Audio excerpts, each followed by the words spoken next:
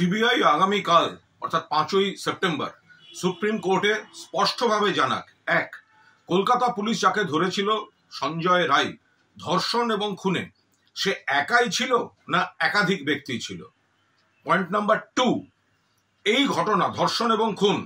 এটা একটা বিচ্ছিন্ন পৈশাচিক নারকীয় কুৎসিত ঘটনা, নাকি কোনো চক্র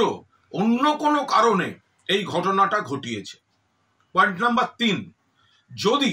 সিবিআই কোর্টে বলে যে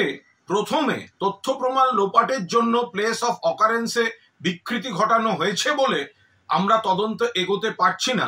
সেক্ষেত্রে তাদের স্পষ্ট তথ্য দিয়ে জাস্টিফাই করতে হবে যে কেন তারা এই কথা বলছে। এবং 4,